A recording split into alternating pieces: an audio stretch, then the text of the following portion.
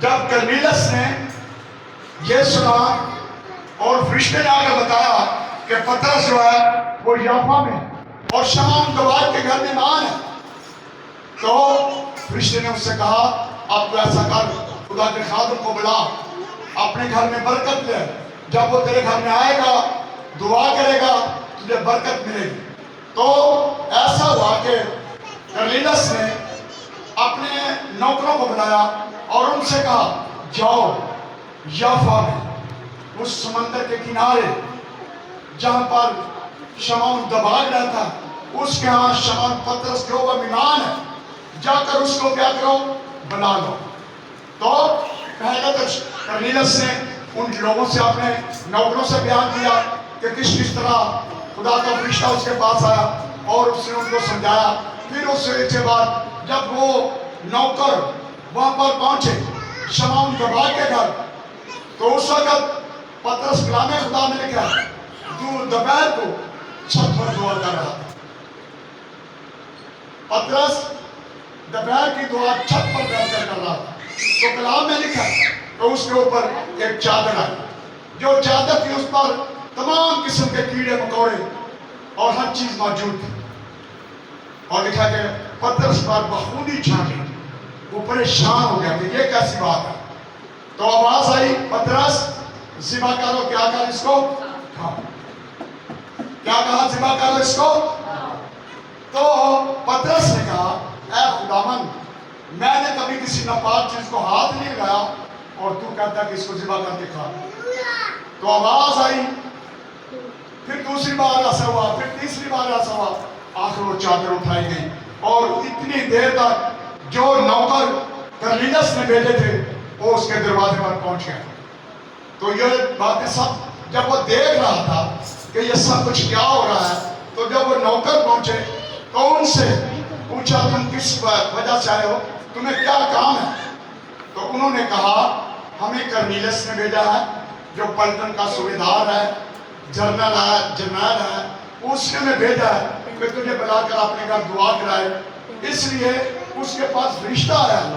اور فرشتے نے اس کو یہ حکم دیا ہے کہ جا کر شمعون پترس کو ملا، وہ تیرے گھر میں آئے گا تو تجھے برکت ملے گی۔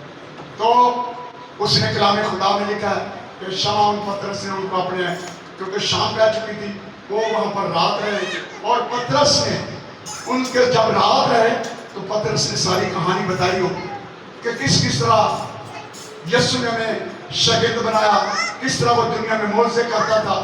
وہ رات رہے تو پترس نے ضروری ہے کہ یسوع مسیح کے بارے گواہی دی ہوگی کہ یسوع مسیح خدا کا بیٹا تھا، وہ انسان بن کے آیا اور فقیروں، فریسیوں، یہودیوں نے اس کو قتل کر دیا۔ تو وہ تو بڑے معجزے کرتا تھا۔ یہ یقیناً بات ہے کہ پترس نے ساری ان سے کہانی بیان کی ہوگی۔ تو جب یہ ایسا ہوا تو صبح دن چلا تو انہوں نے کہا کہ ایسا کر کے جلدی چلو۔ جب وہ گئے ان کے ساتھ گیا تو کرنیلا جو تھا وہ اپنے گھر میں مہمانوں کو اس نے بلایا ہوا تھا، دلی دوستوں کو بلایا ہوا تھا، سب کو بلایا تھا کہ جب پترس آئے تو ہم سب اس کا استقبال کریں اور اس سے کلام سنیں۔ تو کلام خدا میں لکھا جب پترس اندر گیا، دروازہ اندر نکلا تو آگے سے کرنیلس اس کے قدموں میں گرا اور اس کو سجدہ کیا، لیکن پترس نے کہا کرنیلس ایسا نہ کر، کیونکہ میں بھی انسان، تو مجھے سجدہ مت کر، سجدہ صرف اسے واجب۔ کلام خدا میں لکھا ہے مکاشفہ کتاب میں کہ جب یوحنا دعا کر رہا اور خدا کا فرشتہ آیا اور اس کا اگر چھوا اور یوحنا بہت جلدی سے تیزی سے اس کے قدموں میں گرا، تو فرشتے نے کہا یوحنا خبردار، میں تیرا ہم خدمت ہوں، میں فرشتہ ضرور ہوں، لیکن تو جس طرح خدمت کر رہا ہے میں بھی تیری طرح خدمت کرتا ہوں، میرے قدموں میں مت گر۔ تو اسی طرح پترس کہہ رہا ہے کرنیلس مجھے سجدہ مت کر، اپنے خدا کو سجدہ کر۔ تو جب پترس وہاں پر کلام کر رہا تھا تو کلام خدا میں لکھا جس طرح پینتی کوشت والے دن